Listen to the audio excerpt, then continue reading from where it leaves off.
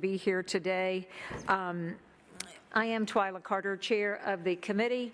Vice Chair is Abby Kamen, who is not with us today, but we have Councilmember Alcorn and staff from Councilmember Castillo's office, Vice Mayor Pro Tem Amy Peck, Mayor Pro Tem Martha Kassex Tatum's staff, as well as Councilmember Julian Ramirez's staff.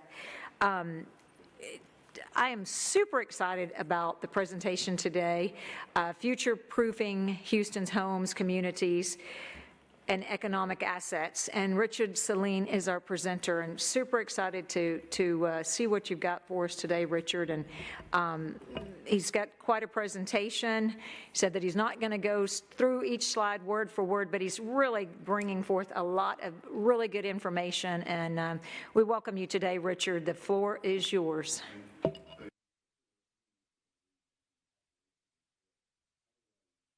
Slides. Okay.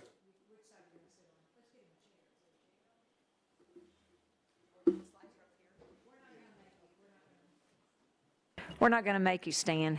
So yeah, just say advanced slide or next slide, and we'll get you moving. Yeah, perfect. Cool. So, Madam Chairman, first off, thank you.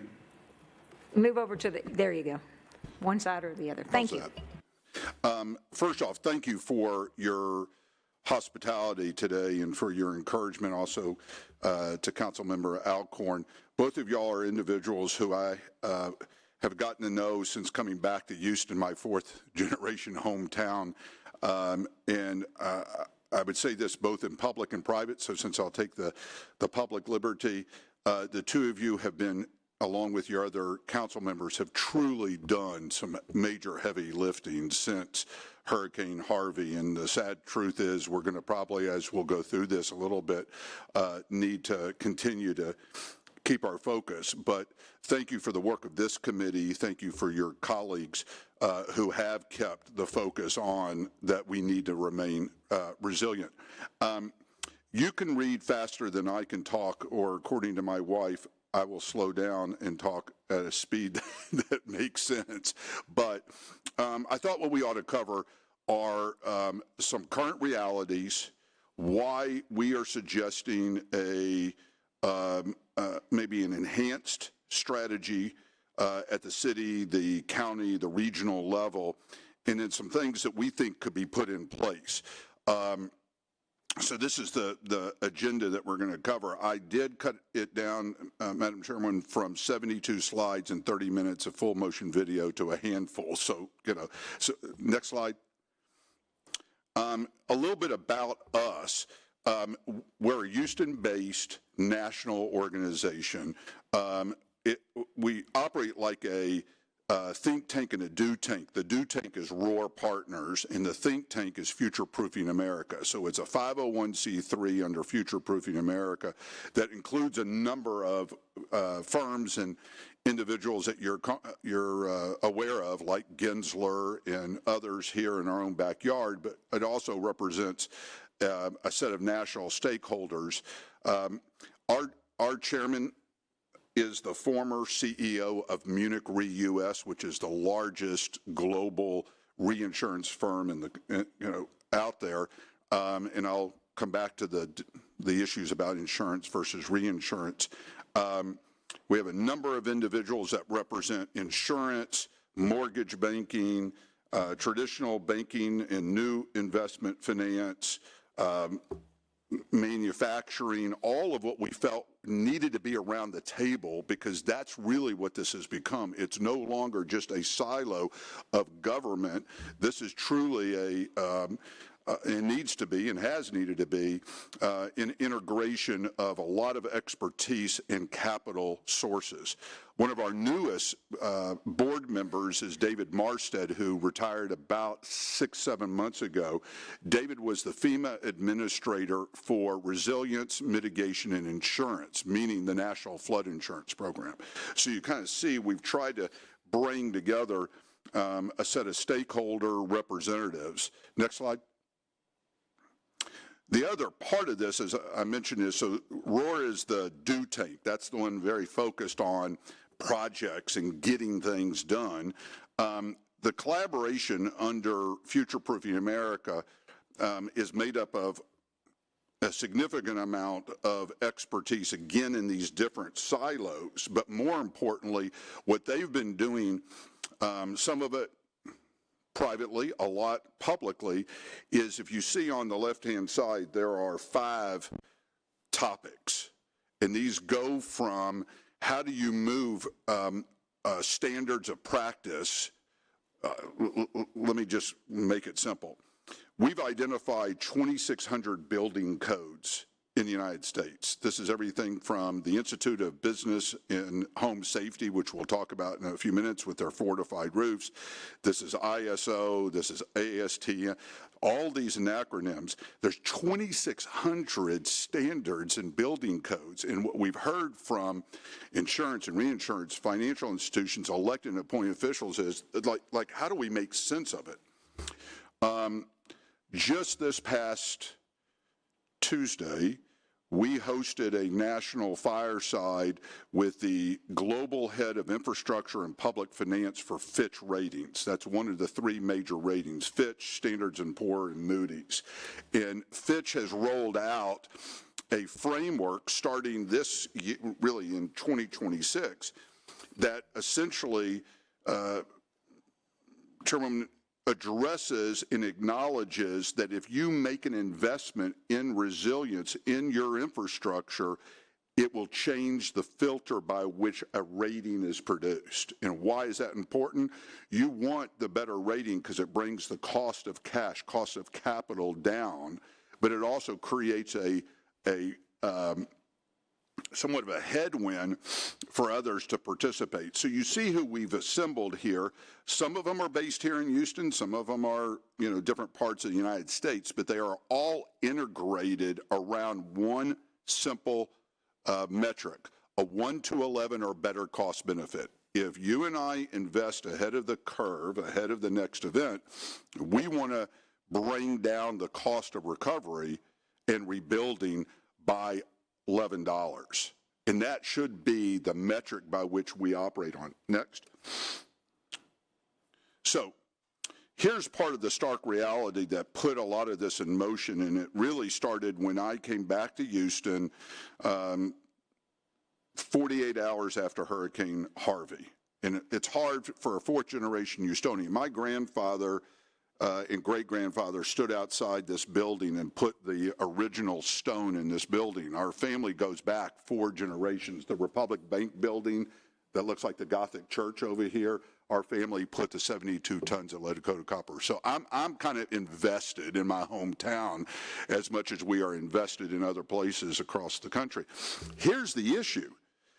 The country as a whole has lost well over $5 trillion since the late 1980s. 50% of that has just been in the past 10 years, meaning $2.5 trillion. There's no way that a city, a county, a federal government can keep up with that. There's just no way. Next. So we identified these 6 kind of challenges. And Councilmember Alcorn, I am now referred to as the Vin Diesel of doom when I start showing some of these slides, okay? I was accused a little bit ago of, why are you, Mayor, out in the parking lot? I'll put my glasses on, all right? But these 6 issues impact every part of this city, every part of this nation. And when I ask this question, how many people, in a room have had their insurance policy premiums go up? There isn't a hand that doesn't go up, okay? Mortgages are being repriced. What's worse is, and you'll see this in a moment, is the value of your home, the value of your buildings in high risk-prone areas is beginning to come down. And you don't want that in a real estate environment that no matter what is impacted by all these other types of occupancy or other types of issues. Now let me make a point here. All of these 6 issues are terrible. they're even worse for low to moderate income communities. And the impact on low to moderate income communities is exponentially higher, and in certain cases, sometimes 2 to 3 times higher. Next slide. So we describe this as kind of why this, why now, all right? And I will admit that being called the Vin Diesel of doom is probably appropriate for the moment. If you look at this map, look at Houston and Harris County. All right, we're kind of in the dark red. So are most of the coast, obviously. All right, our risk profile going forward for the next at least 15 to 18 years is not good. All right. It doesn't mean it doesn't count on or reflect the activities that you all have invested in, flood control district or others. But the fact of the matter is we live in a highly prone area for disasters. But also the disasters that we have to take a look at are not just the ones that come in from the Gulf or come in from the north or come in from a wildfire. Again, I'm reluctant to keep on saying this, but do y'all realize how many pipes are underneath us in Houston? Okay. 2 years ago, 3 years ago, you all may recall that there was a massive explosion on the ship channel, all right, which shut the ship channel down for about 6 days. What we look at is not just the impact on insurance or you know, that part of it. We're looking at the impact on jobs, employment, tax base. So if you look at this kind of map, you realize that we are in a club that has high risk, but there are things that can be done about it, and some things that already are underway. Next slide. So you've got copies of this presentation. All I'm going to say to you is there is no graphic on these pages that's in the right direction, all right? So the loss claims are going up, but also what's worse is the uninsured loss claims. If you have to make a choice about what you're going to spend money on, again, whether it's low to moderate income or other parts of Houston, if you have to make a choice of what you're going to spend insurance on, and then you get hit with some form of a flood or a windstorm or whatever it may be, and you decide to be uninsured, the consequences become a almost circular way of leaving you in generational wealth challenge, meaning you're losing the ability to get out of that crux. The other part is, you know, we've looked at where federal, state, and local funding, how it's impacted those governments. Next one.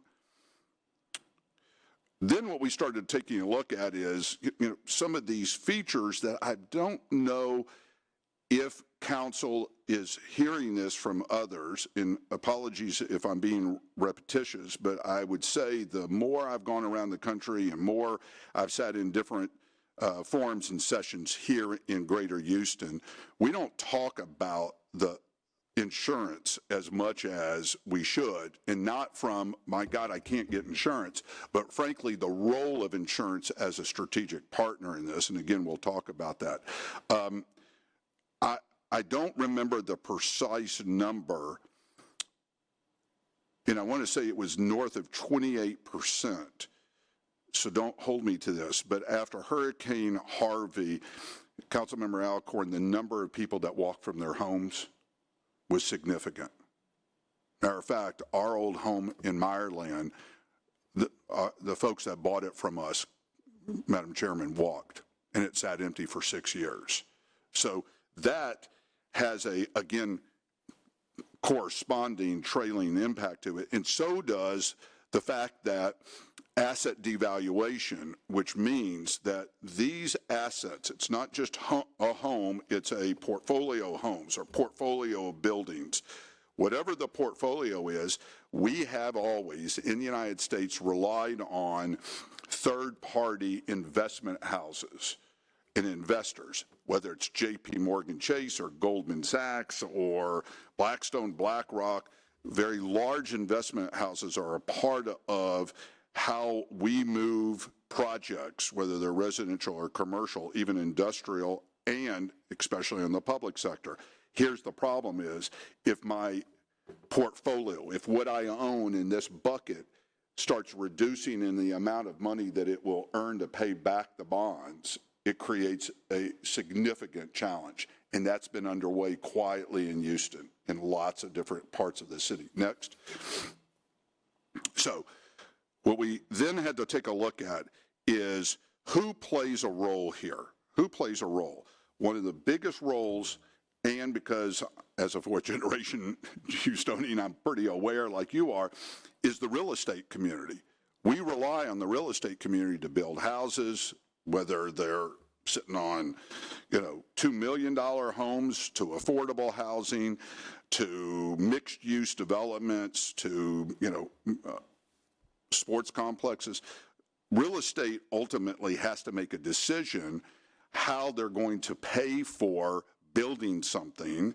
And if I'm asking them now to lean into this a little bit more and spend what could be 20 to 30% more to make it more resilient, they're not going to do it. Not out of a negative reason other than it just won't pencil out per se. It won't create an economic incentive, and that's one of the pieces that we've been working on with the real estate community, is to find ways to incentivize them to overcome this. The second part of this is you all, like everybody else across this country, God, I've been on the East Coast, Madam Alcorn, too long. Y'all, all right, the fact of the matter is that elected and appointed officials that we interviewed and went to the National Association of, the mayors, the county executives, every survey keeps on saying, we are tired, Richard, of having to go back to the taxpayer and constantly put a fund together to rebuild. It's just not. And then what we started looking at are the economic sectors, our clusters, energy, healthcare. Y'all are aware, having one of my other careers was 5.5 years as the assistant to the president of MD Anderson Cancer Center. After Hurricane Harvey, we could not recruit people to come here just yet, all right? The hurricane before and the flood, all right, y'all are aware we lost $10 million research mice that were beyond, right? So what we're looking at, next slide, are these consequences of what happens to communities, all right? You'll see the details to this, but what we're essentially saying is for city council, county, the region, to do this alone as a governmental set of bodies and interested parties misses the opportunity to leverage and bring in the other asset holders, of which the majority of assets in Houston, much less Texas, are the private sector asset owners and players. Next slide. So here's another set of realities. We in Houston, and you can see this on the map that's in green, we in Houston have been significantly reliant since 2021, and frankly a little bit before that, on FEMA for funding and helping individuals, families, and small businesses recover. We are one of those locations in the country that are proportionally higher than any place else, all right? Slide graphic to the next of it. As I said to the chairwoman a little bit ago, as we're sitting here, the White House and FEMA are rolling out their reorganization of FEMA and the reorganization of the whole of government. I'm not going to say anything that will shock you, but you can no longer rely on the federal government as you once have. And the problem is we, in certain places across the country, became so reliant upon these federal dollars that gap is what we're going to talk a little bit about. The fact of the matter is that, yes, what was announced is, one, a higher threshold for the eligibility of a presidential declaration. You should know that that isn't really completely a shock, because a lot of the storms and events that have occurred in Houston have not been at presidential level. They've been at state or another level of eligibility. Below presidential eligibility, you get to pay for it. It means that the federal dollars don't show, all right? So we're now in a major restructuring, but I look at it as an opportunity. Next slide. So you're going to hear me say this over and over and over again today. And again, want to leave time and definitely have y'all interrupt and ask questions. Capital is not the issue, and it never has. It's if we only look at this narrow band or narrow slice of departments and agencies to go after that funding, it becomes very limited. We believe it's time, and that's been one of our, I guess, most important pieces of work the past 3 years, is there are avenues for leveraging different sources of funding. One of the problems is, wait a second, Richard, the eligibility of all of this is, all right, that's part of what we're doing now, is trying to harmonize, like, what's the eligibility, okay? Next slide. So when I say capital is not the issue, we formed within Future Proofing America on a national basis what we call the Resilience Capital Investment Stack Working Group, meaning that the only way for the city, the county, the region, the private sector, industry and all, is these are different forms of capital that have to be packaged, and we've looked at those in very unique ways, one of which is that because of this massive shift from D.C., we focus very heavily on state and local public financing.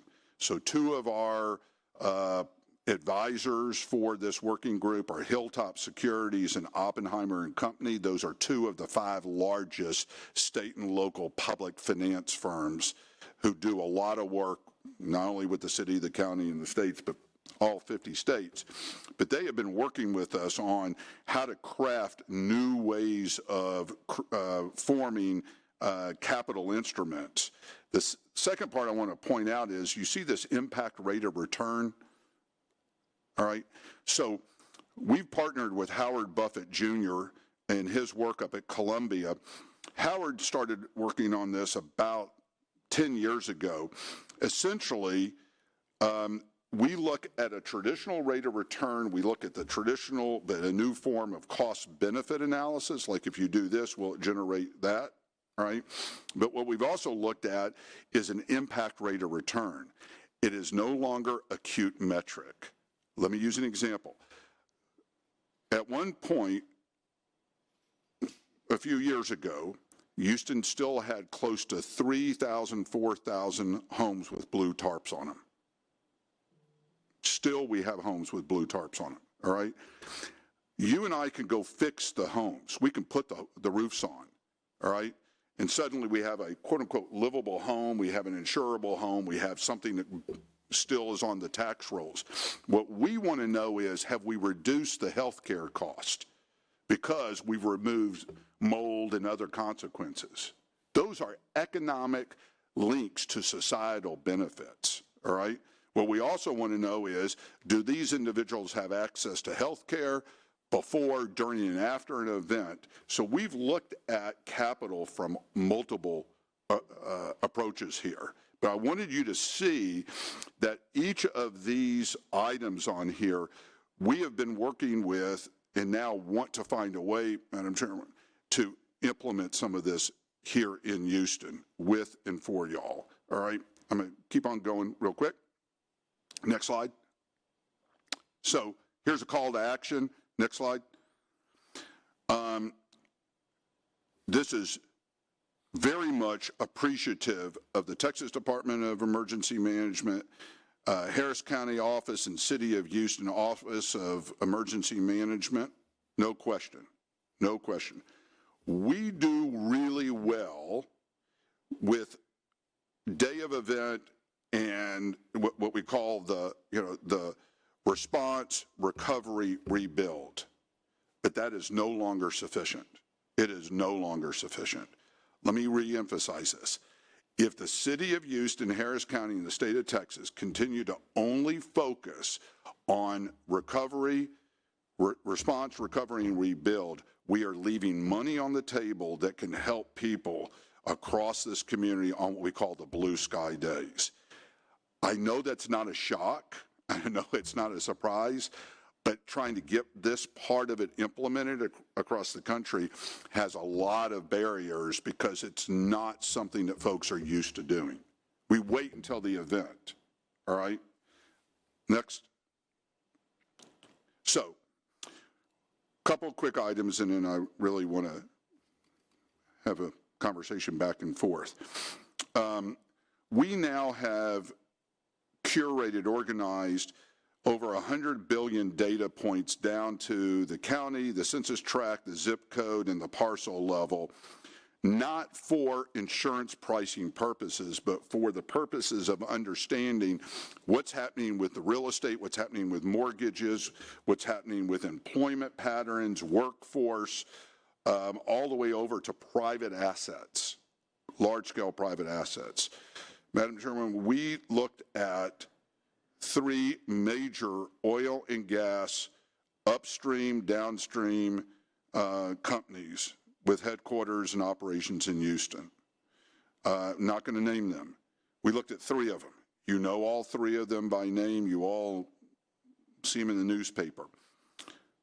Of those 3, one of them, it has the highest risk exposure of any of the oil and gas companies that we've seen, meaning not just up in the Permian and Basin, Councilmember Alcorn, but down here on the still, all right? Which means that we know there's going to be another event. Some of these places still have not really strengthened themselves.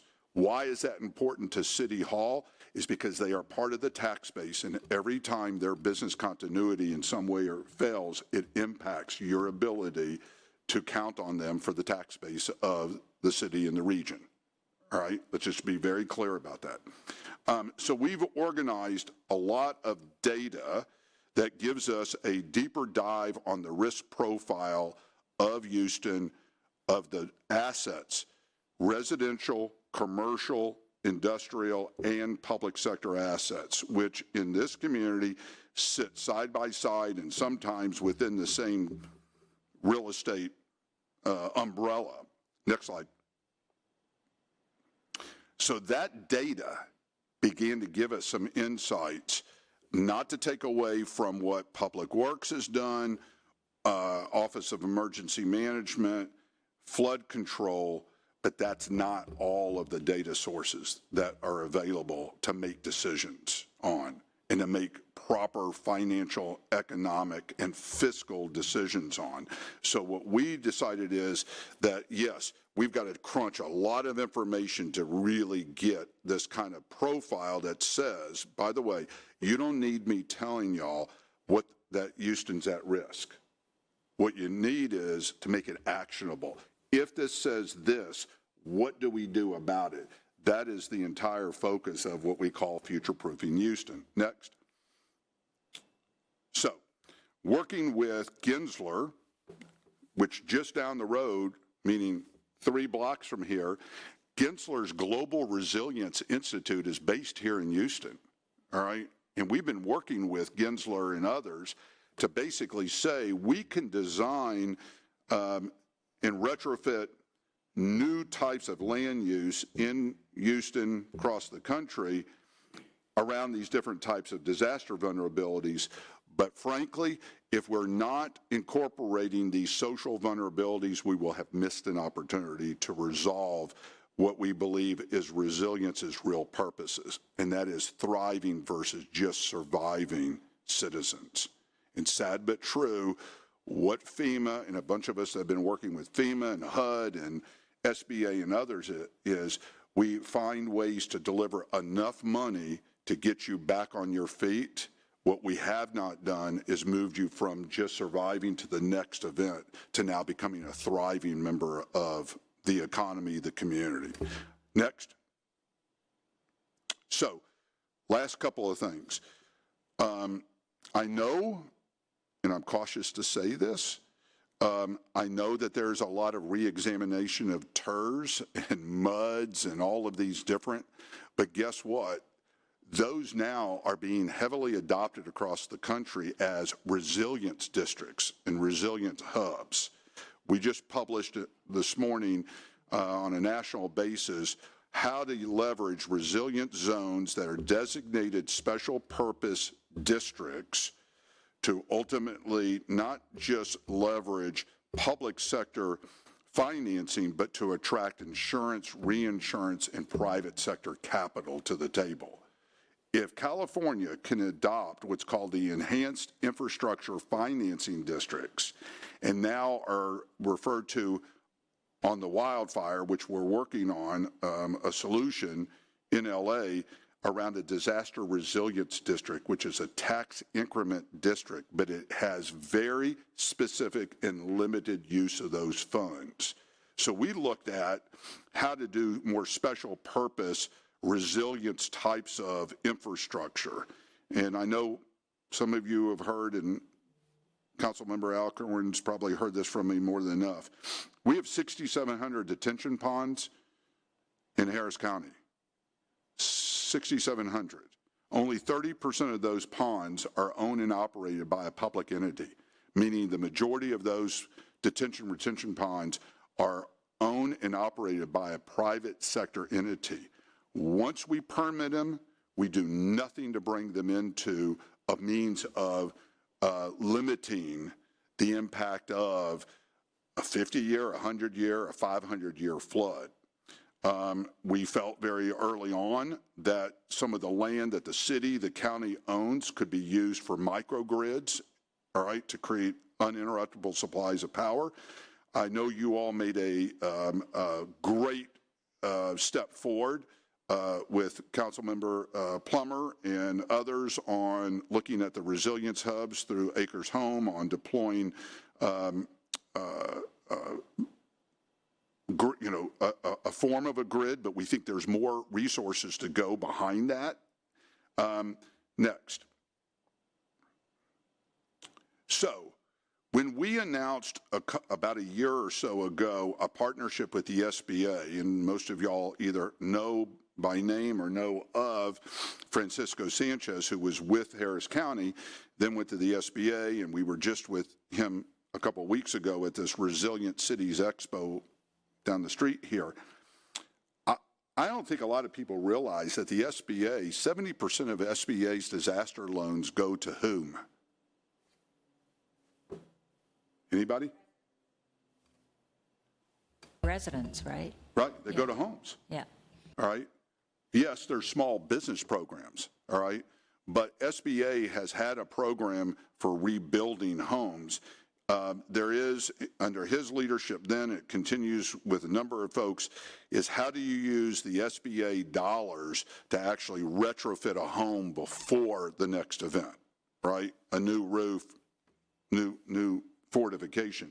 So we started looking at that the best place in this town to really move forward off of what's been done, but to take it to the next level is not on individual homes, not on streets, but on portfolios of homes. And I'll describe why. Insurance is what you and I buy for our homes or our assets. What sits behind the insurer is reinsurance. That's the insurance for the insurance companies. So if I have a $100 million set of policies for a disaster, but the disaster ends up costing claims of about $150 million, the reinsurance picks up that $50 million. What we now know is that the reinsurance sector has the greatest impact on transforming what needs to happen in the country. Speaking boldly, State Farm did not stop writing policies in California just because State Farm woke up one day and said, we're not doing it. It's because the reinsurers behind them said, wait a minute, you can't keep on coming back to us, you know, like this is an open registry, right? So what we've looked at is how do we really truly look at portfolios of homes in neighborhoods so that reinsurance isn't looking at going, okay, you've done something, she hasn't, he's done something, because literally whether your home is fortified against a fire or, you know, a flood or whatever is great. But if the whole of the neighborhood, the whole of the area is not made more resilient, which gets to something that I think I may have missed, but I have not seen Harris County Flood Control District report on what is the consequences to insurance and reinsurance and to the risk exposure economically on the work that's been done so far. That's not a criticism. It's we've got to look at this information and what we're doing in a whole different way. The other part about this approach is if we're going to go in, I don't care if it's Acres Home, I don't care if it's over, you know, here in, you know, the 5th Ward or wherever, is we've got to find ways to make sure that these homes are not only fortified, but we also are bringing in health and well-being, food and nutrition, energy, all of these pieces all together. Why? Why do we need to do it? Because those are our employees. Those are our small businesses. Those are a part of the economic fabric of our communities, and we need to find ways to make them part of the thriving versus just surviving. Next slide. So I'm going to end on this. Madam Chairwoman, capital is not the issue. It's how to structure solving these problems. I know the state of what the city is in. Almost every major metropolitan city across the United States is in some form of a fiscal, transformation would be a polite way of saying it. We believe that there are capital sources that come to play side by side, but do not have to solely go through the city, but can be the strategic partner. And what we've got to find are ways to unleash that capital. And the way to unleash that capital is to take a look at these new structures like resilience districts that are more than just, can we put a generator here? It is, what can we do to create a new economic financial investment structure? So what we've said to folks around the country is, we think that the public sector in 2026, especially with what got announced today, has two opportunities. One is to unlock investment capital and increase the insurability of the assets. I'll stop there. Wow.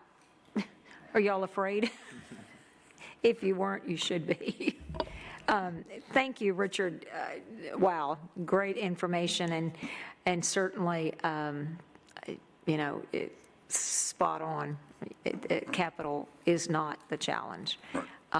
And you brought up a point about the retention ponds. I've never understood that. It's like having a bucket of water over here and then one over there, and how do we tie that together, right? There's so many. The big picture is a little bit scary. We do have Councilmember Alcorn is in the queue. Thank you, Richard. Great presentation. You've been singing this song a while, and hopefully the tune gets better.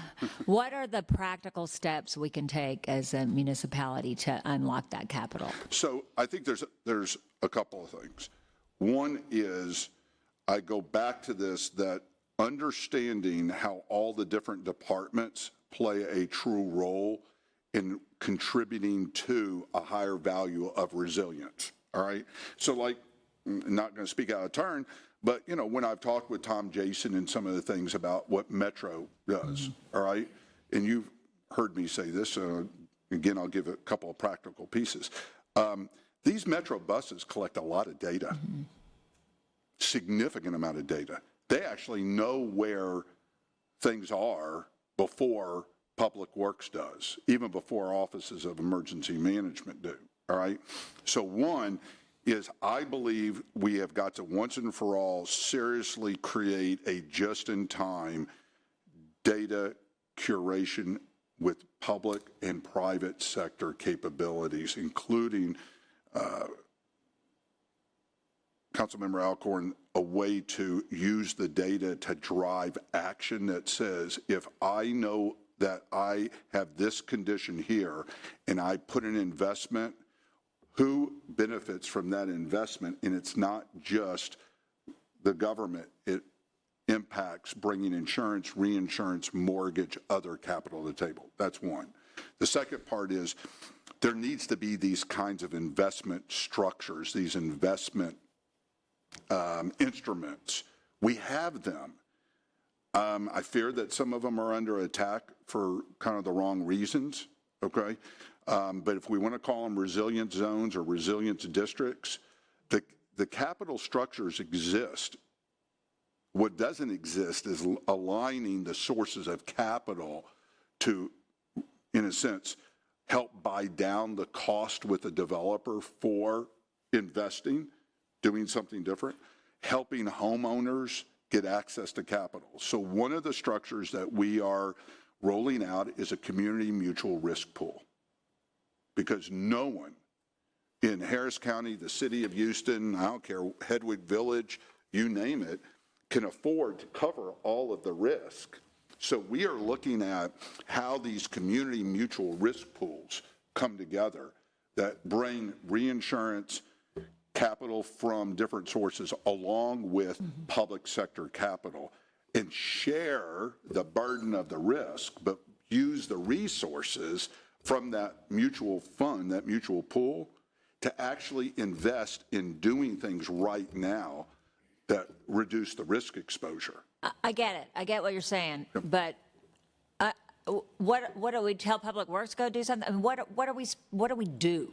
So What do we do? Not like go get data from Metro. What do we do to unlock this capital? How do we get the money? Like if we're going to go do a big drainage project or we're going to do some resilience project, and there's all this private money out there that would benefit, you know, because insurance is going to go down, and there's, you know, all these insurance companies that want, I mean, I want them to help pay for our project. How do we get, is that the idea? Yes. To get So Public Works to join forces and get funding, not just from our traditional ways of getting funding for flood mitigation, but to seek out private funding?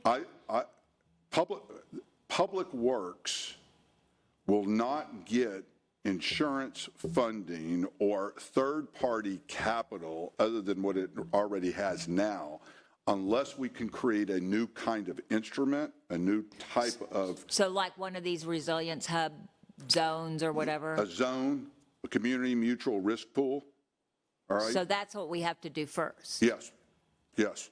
Because look, the flood mitigation by itself is not the only solution required here. It is a part of it, right? All right? And now we've got a gap, all right? But what we've looked at is, you know, again, use an example. I'll make this as quick as I possibly can. But that's kind of what we do, before you go on, but that's kind of what we do. We do projects. We do projects to make the city more resilient. Right. But We they're not don't do public-private other they're not- stuff. I mean, but- we have a community, you know, that we have the community rating and all of that. Yeah. We work on that, and we promulgate rules having to do with flooding. But our way of being more resilient is through projects, through actual, you know, building stuff. So when we build that affordable housing, are we bringing the affordable housing up to a higher standard of resilience so that the roof doesn't blow off, that the windows don't fold in? Okay. Right? So looking more at the standards to make Looking things more at resilient. how the standards can be applied, that if done, and we're not even advocating for a whole set of building codes. We're just saying that in reality, we pretty much know what has to be done, right? So it's whether if we went project by project, okay, whether the streets are being done in a way that make the streets resilient, all right, that's a part of it. Okay. But it's as much as helping the private sector, who are the biggest part of the investments of the infrastructure in this town. And how do we do that? I believe very strongly that you create these kinds of real estate entitlements and incentives that say if you spend 20 to 30% more on making your real estate project achieve a higher standard, we could provide a certain type of tax credit or a certain type of entitlement. Kind of like our green infrastructure incentive Yes, program. but made for resilience. Okay.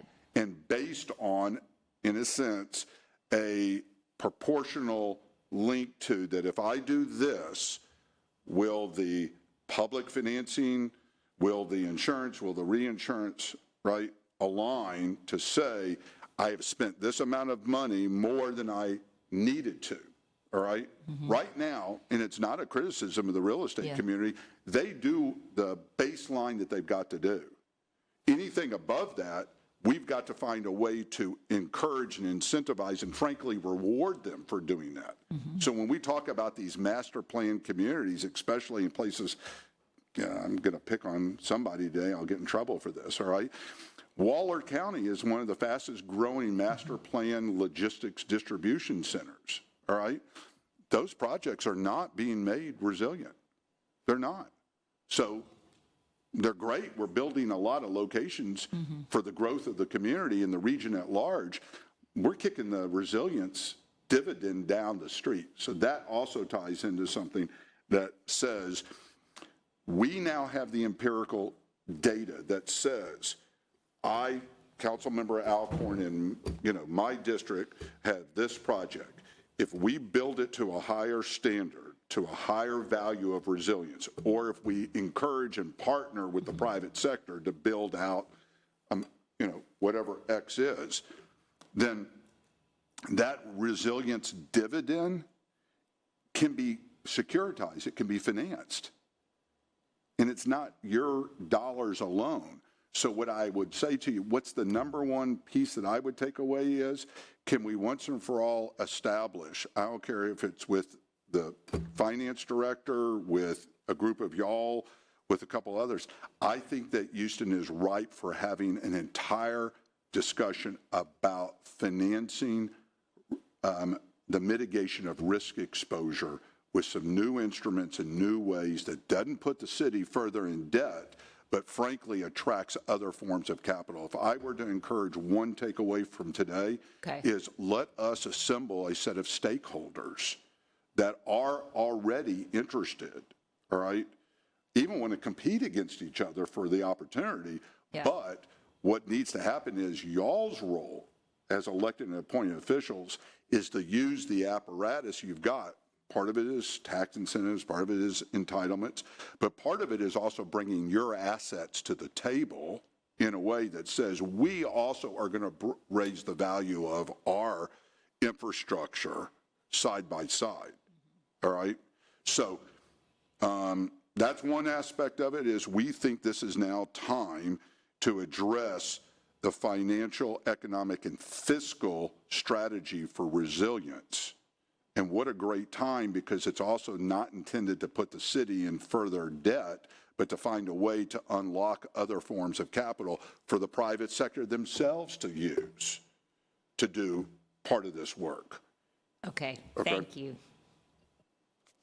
Well, you were speaking to the right one, because Councilmember Alcorn, as the Budget and Finance Committee Chair, is always looking for a way to unlock those finances and find that new money. So, can I throw one other? I'm sorry. Sure. Let me throw one other part to something. So, the reinsurance sector right now, on a global basis, has proven out different uses of what they call insurance as economic capital. So there's two sides of, so to speak, the insurance house, Councilmember Alcorn. One is, the actuarial and the premiums. The other is the capital market side. That's part of what we're also describing as enlightened self-interest. There is significant amount of money on the capital market side to be invested. What's enlightened self-interest is that if I use part of their capital wisely, we are in a sense on the other side of their books, reducing their loss claims and their risk exposure. So part of this is to go back to something promise I'll shut up on this note, is what's missing is this, what we call future-proofing standard that says, if I incorporate doing X, then this is the offsetting financial resources that can be brought to bear, okay? And if we want to do it on one project, that's great. What I would say is that why are communities around the country realizing it can't be done just on one asset, it has to be done on a portfolio of assets. That's where we think the opportunity is, okay? We have also have been joined by staff from Councilmember Thomas's office and staff from Councilmember Ramirez's office. Has a question in the queue here. Yeah. Hello. Hey, good to see you again. Good to see you. Thank you so much for the presentation today. Very informative, and I mean, I think it's been said many times, but resilience is such an important topic, and really glad that you were able to come and provide some information. I was wondering if you could speak more to these pools of funds that you spoke about. I believe it's on slide 26 in this version, where you spoke about the RCT national and or regional trusts. Oh, yeah. Or is that a separate item? No, keep on going back. I think it's the other way. Oh, I don't know if we actually got to it in this. Sorry. Sorry. Yeah, keep on going later in this. No, go back. Go towards the end.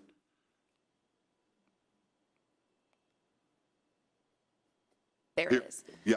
Is that the trust that you were speaking about where you're envisioning being able to leverage this funding for resilience projects on the blue sky days, or are these trusts ones that you're... This is another instrument, and Okay. and I apologize, I kind of thought I was losing y'all, but let me talk about why we formed the trust. Okay. All right? Houston is always an exemplar every place I go around the United States and the world. We are a very charitable city.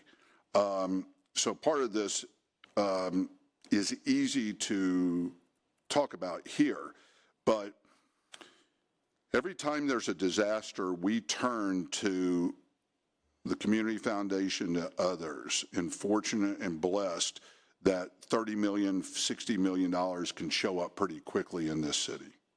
We're fortunate. That's not going to always be the case. So we started looking at how a nonprofit trust could be formed for corporate philanthropy, foundations, and donor-advised funders. Not just, in Houston, but if somebody wanted to put money to work. And let me use an example of something. I'm going to go real quick on this. You know what CHWIA is? All right, so 10 plus 15 years ago, we had a major windstorm in the state of Texas, and especially on the Gulf Coast. And the insurance industry pretty much said, we can't keep on doing this, we're gone. So the state of Texas, with the legislature, created its own insurance program for wind. All right? Madam Chairman, I'm going to take a liberty here, so you blame me for this statement, not you, okay? CHWIA still charges everybody across the state to pay for the creation of this wind insurance, all right? It can only be used on the coastal communities, which is great. However, the most damage of wind that's occurred in the state of Texas in the past 5 years has occurred in North Texas, in the Panhandle, okay? However, one slight change that's now available in CHWIA does allow some of those dollars to be used for fortified roofs based on the Institute for Business and Home Safety Code, building code, okay? One of the things that we've looked at is how do employers with low to moderate income employees contribute a certain amount of dollars into a voucher program for their homes to receive a fortified roof, meaning a retrofit. That's how you can use a trust, is to have designated dollars go not just for clothes and food, which we still believe is important, What we believe the trust could be used for is this pre-disaster risk mitigation before, including what we suggested way back was that you could use the trust for generators, microgrids, not just at Acres Home. We felt and still do believe that you could get 300 to 500 homes, faith-based facilities and others in the neighborhoods connected into a distributed energy grid, but use the trust as a 501c3 investment vehicle. So these trusts, it's primarily for blue sky days, solely for blue sky? What does it look like after a disaster? That is not what this is for? We want to encourage it for the blue sky days because Okay. that's where the investments tend to, where money tends to not show up, okay? But, did I go too long? Okay. But let me use an example. United Way, American Red Cross, and others are now moving their strategies to blue sky as much as the traditional response and recovery. So we're not taking response and recovery off the equation with a trust, but what we are saying is if we lean into more pre-disaster blue sky, it does show, it's proven evidence that what I have to spend money is more efficient and effective if I do things up before the next event. And the trust is a way to do that. I see. Thank Okay. you. May I ask one more question? Okay. I know we have several offices within City of Houston that are also focused on this, including the Mayor's Office of Resilience. We've got OEM. Have you worked or partnered with them at all or met with them to speak about this? In the past, yes. Okay. Not recently. Okay. Thank you. I'm going to emphasize something, and that is that we believe this is as much a way of bringing the private sector to the table, that this is not just a government entity, nor is it just an insurance solution. That's what we're trying to say is we're seeing evidence and examples of initiatives and very specific solutions and structures that say, here's the role of government, but frankly, here are all the other, what we call enlightened self-interest stakeholders. So it is not one just driven by the Office of Emergency Management. It's as much sitting down with employers, investors, insurance and reinsurance. That's where we, and you rightly, and I graciously say you always push me to get to the very specific, okay? The very specific that has to be is we need a new resilience financial investment instrument for the city of Houston, but it does not need to be solely borne by the city's budget or ownership solely, all right? So we've got some language, we've got some structures for y'all to take a look at. I decided not to do this today, but we have very specific structures that have already been proven out in different places in the United States. We think that there are ones that need to be and can be adapted for here, and we know who some of those investors are that would be interested in sitting down and looking at how to structure these, okay? But we also look at this as a mutual risk pool tied with trust, meaning that there are multiple ways for capital to be deployed, but not on the day after the event, but on the blue sky days, especially. Councilmember Alcorn. So Chair, is that the kind of next step for this, is to try to get this group with our financial people and public works people? That's exactly. The lengthy presentation, which I'm not sure that we actually sent out to all of council, but there's the mayor's office has it, 70-some pages. No, God love it. I think I got it to 30. No, but the big one. I've got 30. the 30. Okay, I thought I have a bigger one, but Yeah, anyway, yeah. but to really try to connect with the mayor's team and see how we kind of disperse the discussions Got and it. really start the ball rolling. Because I think, obviously, Richard, I mean, you could talk about this all day. Clearly, you've got the work that you put into it, but, it's that golden egg that we're looking for, right?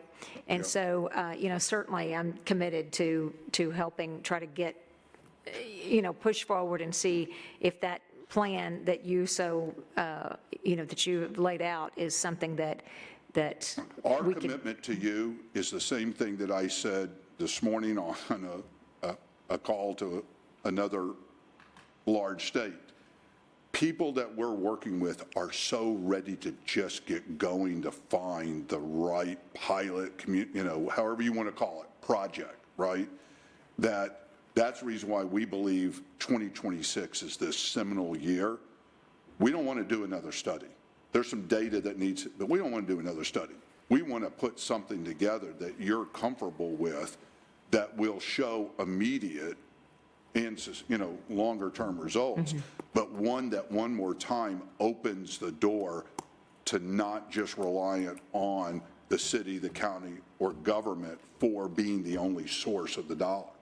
So our commitment is to bring people to the table for this discussion to really design something that can be purposefully done and then scaled. That's my commitment to you.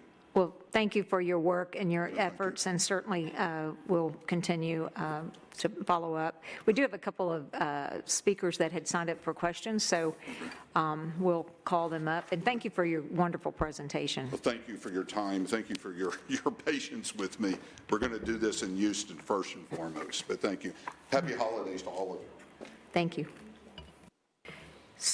At the time of the meeting, we had Michaela Moreno. Is Ms. Moreno? And I don't see Dominic Mazok. He's not here. Pastor Deb is not here. Do we have any other speakers that wanted to speak that had not signed up or have signed up?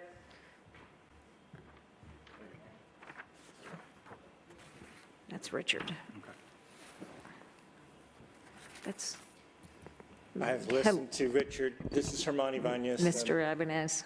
Yeah, so we've done a couple of things that Richard didn't mention. One, we passed the 2021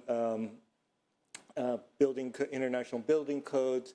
Mr. Castillo has set up his resiliency plan in age where he's now trying to do trees and renovation and to weatherize homes. And one of the things that we've been stressing through my organizations is trying to do weatherize homes better. SEER and HARC are working on a program right now. So if we can get these kinds of trusts to help us try to get those weatherized homes and solve this need, I commend him for him. I really want that to move forward because we still have people with blue tarps from Hurricane A, and so I still think that we're not doing enough on that part, and I think that would help do that. And one of the things that I suggested to Councilman Castillo is working with faith-based groups to grab the portfolio of houses that need the work, and because we've tried this before, and the problem has been the city's not good at project management. And so if we can have the block of homes, 15 homes, that we can do in a week, and our weatherization teams can go and do these things in a row, that's how we solve the problem. But we need more money, and Richard has got a new way of doing it. Thank you. Thank you, and thank you for being here, Mr. Ibanez. I'll get with you after the meeting. I want to ask you about a couple of organizations, and maybe we could make some connections too. Next speaker is Joe Dunham.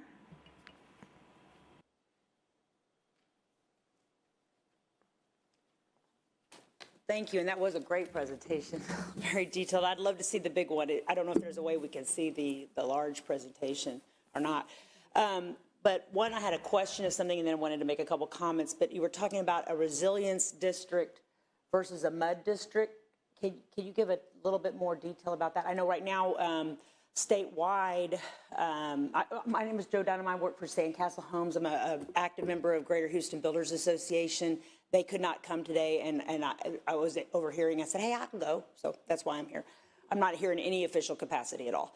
But I know, because I am on the Government Affairs Committee, and I know that right now we're facing scrutinies statewide with mud districts, that they seem to work really well here in a lot of areas of Houston. You do have back and forth about it, but I know statewide, especially Austin areas, different areas, there people are fighting those. So those may start to go away in some aspects. But just curious, what do you mean? Are you talking about combining those, or can you speak to that a little more? Yes, come on. My question was to him about that, if that's, I don't know how this works. So, Get the mic. but first off, thank you for the work that y'all do. I'm very aware of the home builders and builders, which are, we think, a critical part of this strategy. So thank you for being here. What she's raising is that there are some concerns at the legislative level about municipal utility districts and TERS, and about some of the places where they have not been as well managed. Yeah. Would that be a way of responding?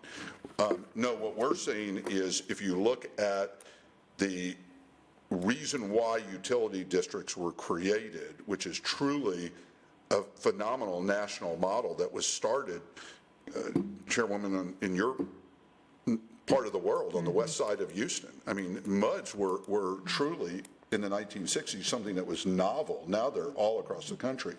What we're saying is those types of districts where you're looking at the horizontal and trying to make the horizontal everything, energy, power, water, whatever you can do across the horizontal with a developer, a master plan community developer, and the public sector, and do whatever you can to invest in a higher value of resilience. We know for a fact that the cost of capital will come down. We know for a fact that the insurance and reinsurance will be repriced. We know that mortgages will be repriced, right? So no, we're not trying to combine anything. We're basically saying, can you use that same structure, even go into some of the existing utility districts and do retrofits? This is where a part of this strategy emerges on public-private partnerships, right? So I'll use one last thing, sorry. I've had 5 cups of coffee and no breakfast, okay? Babcock Ranch, we talk about all the time. Babcock Ranch, 2-time NFL football player Sid Kiston buys 70,000 acres of land, donates 75% of that into a conservancy, and off he goes to develop a master plan community. Do you know about Babcock Ranch? No, I don't. Yes, you do, and everybody up here does. Babcock Ranch had one standard by which it was built. It has to withstand the direct hit of a Category 3 hurricane. That was the standard. Everything that was done at Babcock Ranch, they buried all the power lines. It's the largest solar-powered master plan community in the United States. So why you heard about it is Hurricane Ian 3 years ago went on the west side of Florida, went right over Babcock Ranch, took out a few trees and a few tiles. It's been on the front page of the Houston Chronicles 7 times. It's been on CBS, everything. We know that these projects can be developed this way, but you're not, as a developer, going to say, well, we'll just take 30% hit to our profit margin. Absolutely.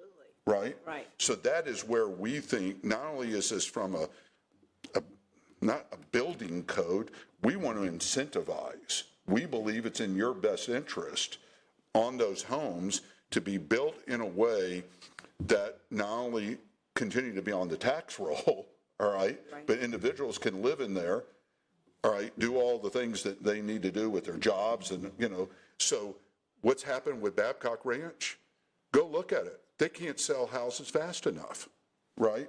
So it is an opportunity, we believe, to use the government structures we have, but to take them to that next level, but also not do this purely on your capital alone, because it's in a lot of folks' interest that those homes survive. I want to pay my mortgage. I don't want to default, right? But I also need to make sure that the infrastructure, like what this gentleman does behind us, that infrastructure is also made to work. So we need to make sure there's power, water, energy. That's what we're looking at. Sorry. No, that's good. No, that's good. How to make those two match. That's over. I love how you're asking questions, Sally, because it's like over my head how that all fits together. But but wanted to make the statement about, I know we're talking about different building codes, and you're also talking about Waller County, all of that, I understand that. But as a builder who builds in the city, I've built 1,000 homes over 20 years, and they're all, all over around Houston. More strict building codes won't necessarily make my homes more resilient. I can tell you, and out of all those homes, we have had 5 flood, and they were actually all because of a clogged drain that was further down the line. I'm sure everybody's had a couple shingles here or there, but we who are building to basic code, which I do, our homes are resilient here within the city. I just wanted to speak to that for a second. Thank you for your comments. Yeah. And, it is a team effort. If the infrastructure is not resilient, then your home can't be. Correct. Thank Thanks for you. my time. Appreciate Thank it. you. Do we have any other guest speakers who wanted to speak? I don't see anybody up and over the podium here. Thank you all for being here. Merry Christmas and Happy New Year. We'll see you in January. Thank you.